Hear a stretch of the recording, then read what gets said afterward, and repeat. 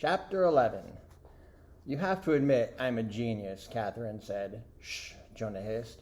Mom and Dad were right in front of them, talking in low, grim voices, their shoulders hunched over in defeat and dismay. No, really, Catherine persisted. After what I saw, the fact that my brain worked at all is amazing. And then to think of something like this. Can it? Will you? Jonah interrupted the self-congratulations. We'll have to talk later. Right now...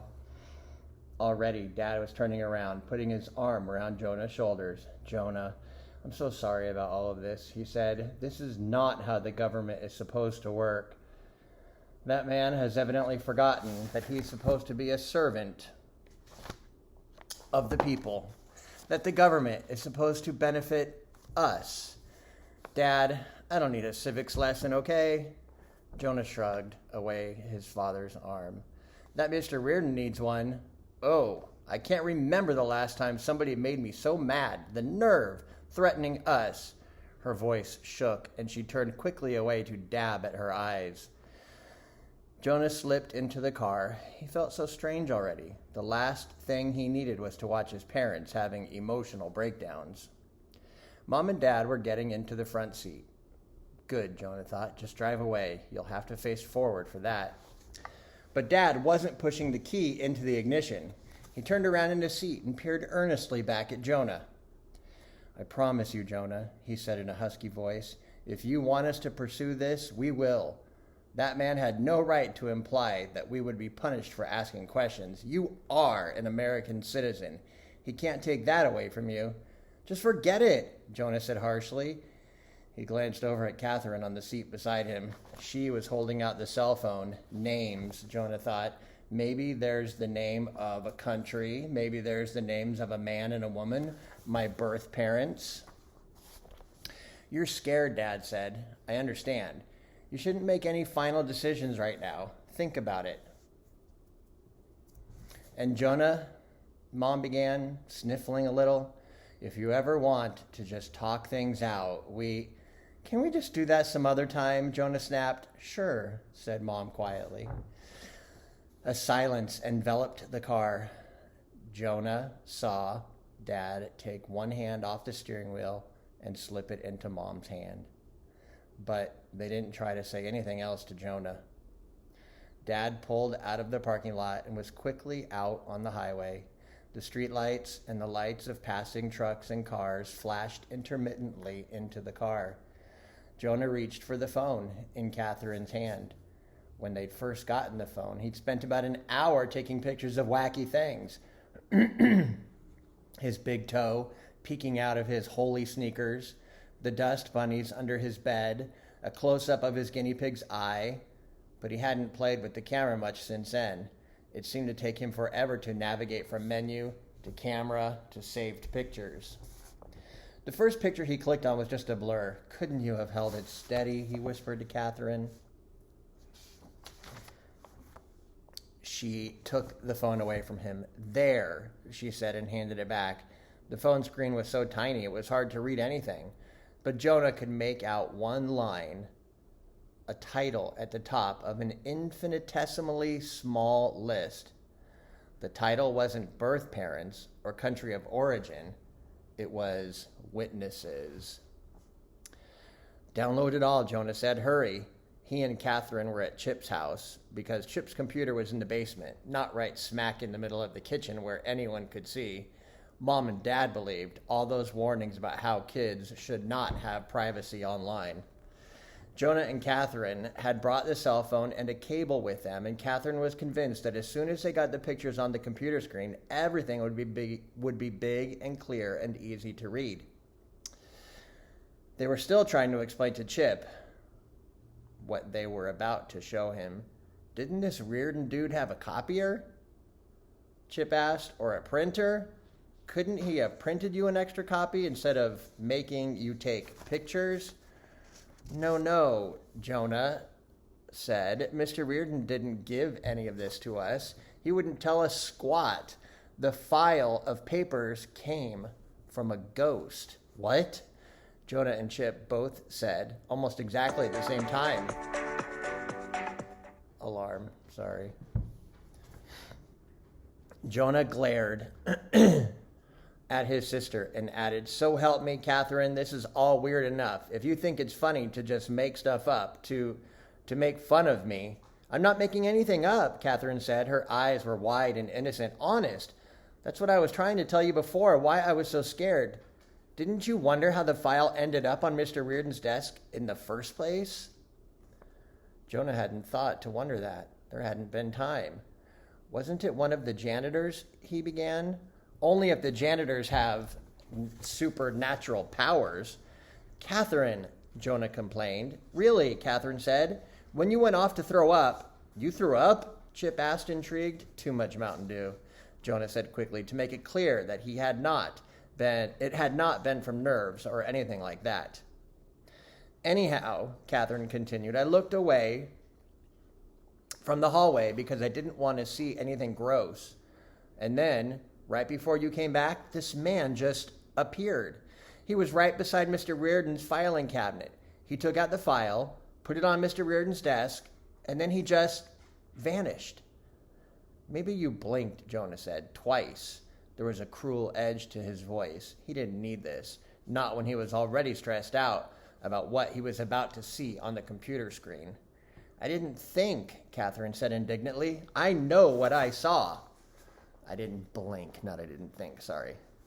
"I didn't blink," Catherine said indignantly. "I know what I saw." "What did the ghost look like?" Chip asked, kind of wavery and see-through. Amazing. He sounded like he was taking Catherine seriously. "Maybe a little bit," Catherine said, tilting her head to the side thoughtfully. "I mean, I didn't have time to look at him closely. He was wearing a gray sweatshirt and jeans, but he didn't look scruffy at all." She giggled a little. "Really, he was kind of cute." "Brown hair," Jonah asked, "cut short, and greenish eyes with kind of crinkles around them?" Catherine nodded. "That was the guy from the bathroom then. The one who told me about the file," Jonah said. "You just, I don't know, miss seeing him walk into and out of the room." Catherine narrowed her eyes. "Did Mom and Dad see him?" she challenged. Jonah hadn't thought of that. "Give me that phone," he said, reaching for the cell. "It's still downloading here." Chip handed Jonah the cordless phone he'd used before to call Mr. Reardon. Jonah began carefully dialing their home number. Mom answered. "You and Catherine will be home soon, won't you?" she asked anxiously. "It's getting late." "Sure," Jonah said. "Soon. We're just working on a project." He swallowed hard. "Hey, Mom, you know this afternoon when I was throwing up, did you see anyone walk out of the bathroom and into Mr. Reardon's office?" "No," Mom said, "except for you. Why?" Catherine glared at him. Jonah decided to try another approach. "I thought I heard footsteps," Jonah said, "like there was somebody else in the bathroom with me. But then when I came out of the stall, there wasn't anybody else there." Incredibly, that was almost entirely the truth. "Was there maybe another door into and out of the bathroom?" Mom asked. "No." "Well, then you must have been imagining those footsteps, because I was standing out in the hall the whole time," Mom said, "and I didn't see anyone come out of the bathroom besides you." Jonah thought about this. It didn't make any sense. "Did Dad see anyone?" he asked. "Jonah, if I didn't see anyone, how could Dad have seen anyone? There was not anybody there." Mom didn't usually get so impatient. Jonah could tell by her tense tone of voice that she was still upset from the meeting with Mr. Reardon. "Why does it even matter?" "Never mind," Jonah said. He hung up. Chip and Catherine were staring at him. "There must have been a secret passageway or something," he said stubbornly, "like underground." "Oh, and you think I would have missed noticing if this guy came up out of a secret underground passage?" Catherine asked sarcastically. Jonah shrugged. He didn't think he could have missed noticing a secret passageway into the bathroom either, but he wasn't going to admit that to Catherine. "The pictures are ready on the computer," Chip announced. Jonah was glad of the distraction. The first photo that came up was lips. "Oops, that's from Rachel's sleepover," Catherine apologized. Molly kissed the phone. She wanted to see what her lip print looked like. "Girls really do that stuff?" Chip asked, looking stunned. Jonah thought Chip needed a sister of his own, so he'd know how stupid and disgusting it all really was. Catherine skipped ahead through the pictures. She stopped on the first shot full of words. Witnesses, it said at the top. Then below, Angela Dupree, 812 Stonehenge Court, 513-555-0184. You only got one of the names, Jonah complained. The rest is on the next shot, Catherine said. I was trying to follow a pattern. 6 shots per page, right side, then left side, then down. Jonah supposed he really should be impressed that Catherine could have been so methodical only moments after seeing what she thought was a ghost. But he certainly wasn't going to tell her that. Catherine's angles were a little off, so she'd gotten only 2 shots with complete names and addresses and phone numbers, and 2 other witnesses' names that could be pieced together from multiple shots. Jonah felt a wave of disappointment. What good could this do? He asked. These people could be witnesses to anything. They probably don't have any connection to me except that some strange guy in a bathroom wanted to mess with my mind. No, Chip said. Take a look at this. Chip had sat down at the computer and was manipulating the images, piecing several photos together like a jigsaw puzzle. The second sheet of paper in the folder hadn't been titled Witnesses. It had been titled Survivors. And the last 2 names on the list were very familiar. Jonah Skidmore and Chip Winston. Close it down, Jonah said. Oh, why? Chip asked.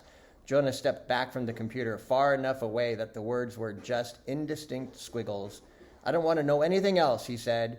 He felt overwhelmed suddenly, everything catching up with him at once. The strange letters, Mr. Reardon implying he could lose his citizenship and be deported, Catherine claiming she'd seen a ghost, and now these lists of witnesses and survivors with Jonah's name right there in black and white. It made everything else seem like it might be real. Can't we go back to, hey, Jonah, you going to try out for the basketball team? Jonah pleaded, like that's the most important thing. Chip and Catherine were staring at him like he'd completely lost it. Can't we pretend none of this ever happened? Jonah asked. My parents spent 13 years pretending nothing ever happened, Chip said in a hard voice. Jonah appealed to Catherine.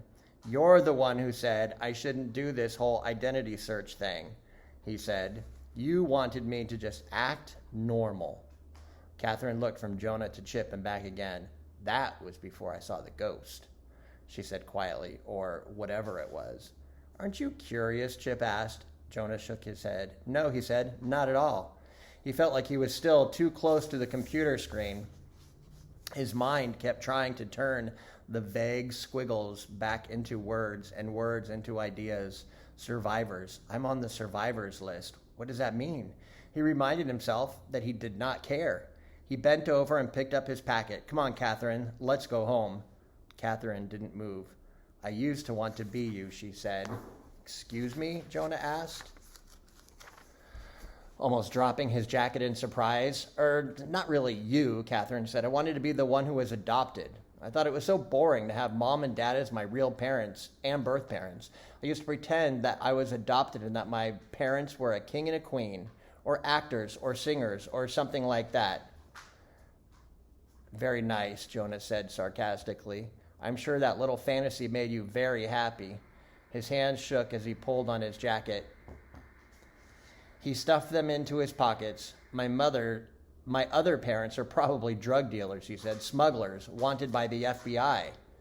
Catherine shook her head. You don't know that, she said. Mr. Reardon does. No matter how hard he tried, Jonah couldn't keep the bitterness out of his voice. No, Catherine was staring at him. I don't think so, she said slowly. Didn't you see how Mr. Reardon was looking at you? It was like he was trying to figure you out. Like he doesn't really know who you are either. Thanks a lot, Jonah said. Is that supposed to make me feel better?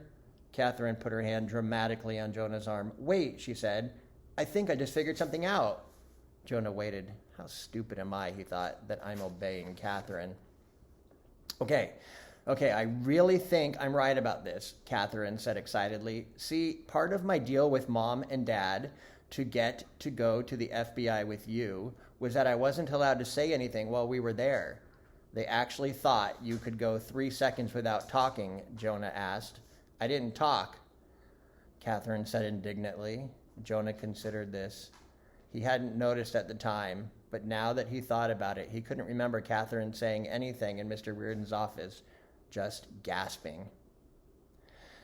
And it's kind of funny, Catherine went on, but when you're not talking, sometimes you notice things more, and I kept thinking that Mr. Reardon was acting weird. No duh, Catherine said. Catherine ignored him.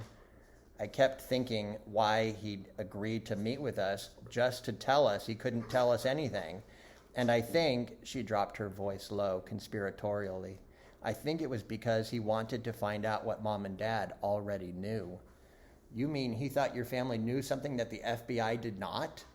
Chip asked. He'd spun around from the computer screen and was staring up at Catherine as if she had all the answers. Maybe, Catherine said, back to her normal voice.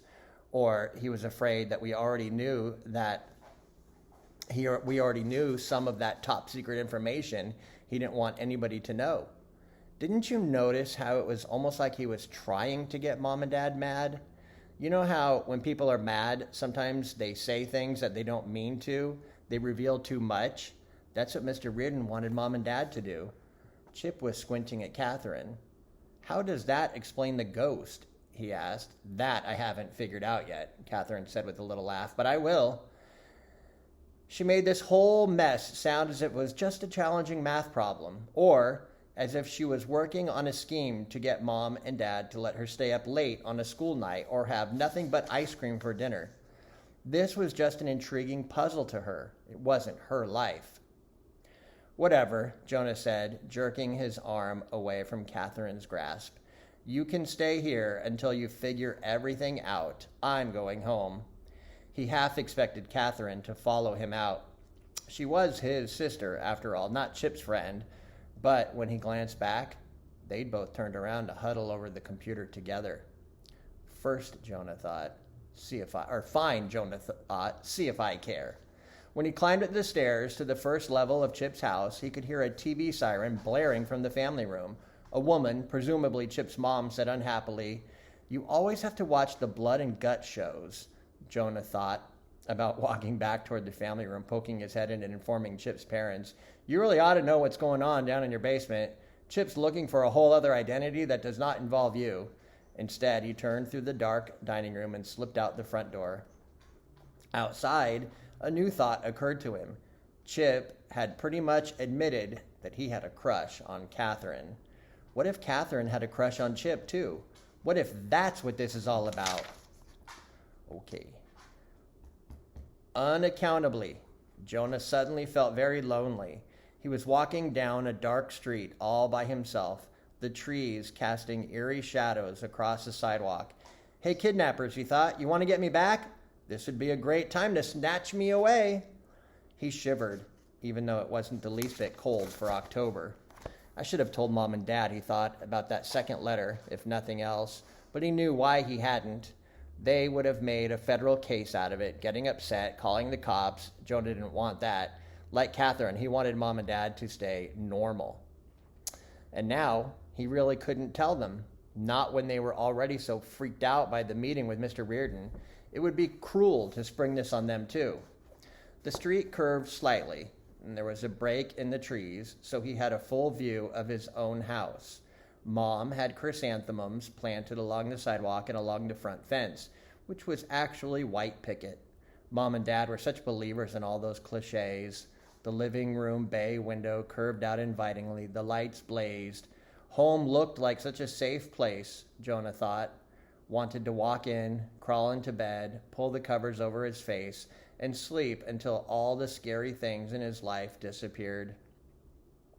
He glanced longingly up at the 2 second-story windows that looked into his room.